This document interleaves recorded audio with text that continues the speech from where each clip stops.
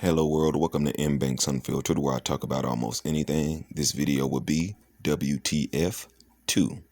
Things that make me think or say WTF. Alright, we got two American sprinters, and the build-up is amazing. Kind of like a UFC or WBC heavyweight championship of the world. Here we go. Now at the 2000 Olympic trials, Michael Johnson and Maurice Green.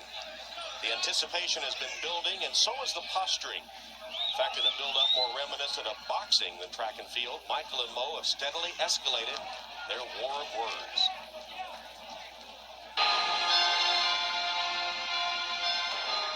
My relationship against Michael Johnson is he's just another athlete.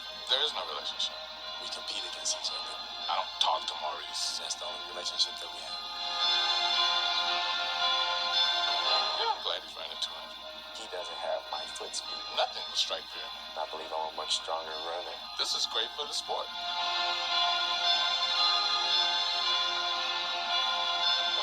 Oh, it's going to be very special. It's going to be very, very special for me. When you really look at the facts, It's going to be a great show. it's not that great of a matchup. We're going to run a very fast race. He thinks that he's going to be able to win this in the court of public opinion. I'm prepared to go whatever it takes to win. In this group that he's in, he's got to make them believe that I'm not afraid of Michael. Well, what does that mean? Yes, you are.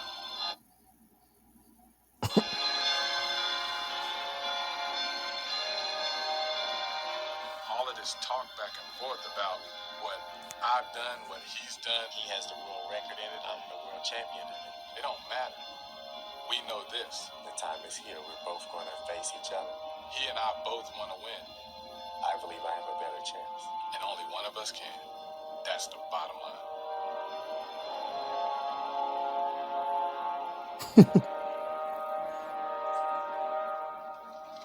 Great Well, build-up. the time for talk is over, and it's time. Alright, so here we go. We got the reigning, defending UFC, WBC, World Olympic Sprinter Trials of the World. Introducing first, out of the blue corner, a sprinter out of, I don't know where they born and where they from. Here we go. And it's a fair start. Maurice Green came away. Michael Johnson is there. The two rivals coming to the head of the stretch, and Johnson is pulled up. Michael Johnson pulled up, holding his leg, and now Maurice Green. Green is pulled up. Green is also late. The race continues without those two. Here they come. Floyd Hurd, and across the line in a shot.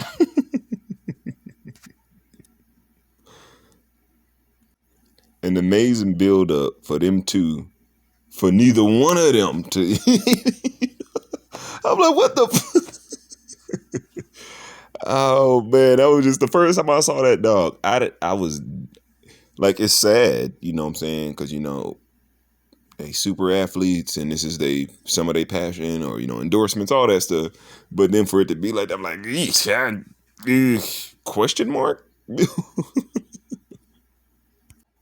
Alrighty, then here go one more with Mr. Company Man, you know what I'm saying?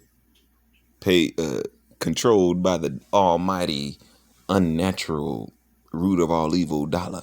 So here we go. Stephen A. said that every black person in America should vote Republican for at least one election. Well, I hate the Democrats or Democrats, but I can't do Republican either. As you can see, you see them elephants back there? You see those upside down stars? Motherfucker. Satan like a motherfucker. When George Bush Jr. got in, they turned them goddamn stars that way, nigga. Satan like a motherfucker. So both sides are, nigga. But anyways, here we go. I just wanted to go ahead and break that down real quick because I got a video on Democrats. Y'all go find that motherfucker. But nigga, Republicans, like, I'm not Otto. I'm not Candace Owens in this motherfucker going straight to Republicans. So like, oh no, I got been having a track record of these motherfuckers too. So it ain't like no, you know what I'm saying? But here we go. My fault. I just had to break that down real quick. I'm like, oh, I'm glad they got that fucking elephant back there with the satanic stars on the motherfucker, so I can just. Republicans ain't shit to me either. Sheeple that or it's because they're in the Democratic bubble. To where when I just destroy that Democratic Party, they auto me Republican. To where when I say fuck that too, now they really at for yeah, bitch, shut your ass up. All right, here we go. Stephen A. Smith is joining me now. Stephen, who are you trying to send a message to? Republicans, Democrats, African Americans, all of the above? I'd go with all of the above. That sounds about right. But specifically the Democratic Party, from the standpoint that I definitely believe that the black vote has been taken for granted.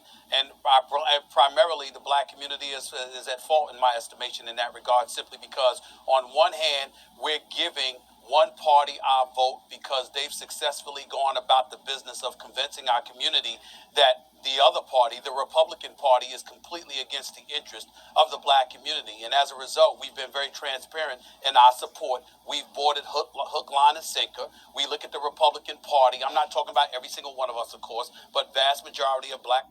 Yeah, and when I was extra sheepalized and had a decent amount of disposable income, I donated a certain amount to the Obama administration, to where when I talk shit about Obama, when I ask the defenders how much they donated, it kind of puts them in a shut your ass up. I can talk shit about this motherfucker. You know what I'm saying? But anyways, here we go. Americans look at the Republican Party as the enemy. We look at the Democratic Party, even tacitly, as our support base. And as a result, we are very transparent in our support for them. So because of it, they have a license to take us for granted. The Republican Party has a license to summarily dismiss us because they believe they'll never get our vote anyway. And then we end up finding ourselves devoid of any kind of representation whatsoever because nobody is really competing to garner our vote and our support. So I said what I said because I wanted folks in my community to stand up and recognize that if you go to a house or you go buy a car or whatever the case may be, you don't just see something you want and say, I want that. Tell me what the price is and I'll pay for it. Somebody has to flatter you in order to garner your dollars and your support. I think the same should apply to politics. Shit, not all the time. Shit, sometimes motherfuckers just do shit unflattering and just be dumb in the motherfucker. But oh, that nigga look funny in the motherfucker. Right? Face that. Politicians who represent us. Let me put this in the context of 2016, because I think given the monolithic nature of the African American vote, a lot of Republicans don't even make the ask. Rand Paul is making the ask. Is there anything that he can say that you think can change this? And yeah, I know this is, damn, 6 years ago, man, time fly, but shit, all time run the same to me, but shit. Equation. Regardless of then or now, you know, I hate this news station and this person talking, so I just wanted to put them on it too. I'm like, well, one, WTF, why is he even on here? Like, who was, like, what? Who was it? What? It's like, he ain't even good at talking sports. Like, probably sometimes football and basketball, but dog, when he be talking boxing and MMA, I'm like, you just, no. Nope. No talking. Like, the way Joe Rogan and Cormier and Anik be looking at him, I'm like, yeah, y'all could just have me on this shit. Well, first of all, he can highlight some of the inconsistencies and discrepancies the opposing party might be throwing in our direction, things that we may not know. That's number one.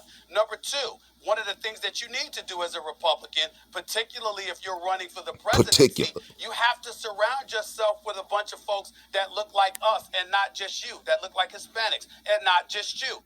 Oh, like how Biden did, getting, a half Indian lady that kind of, oh, okay. So then the Sheba can be like, oh, look at how they look. Oh, that's why I'm voting for them now. Built that.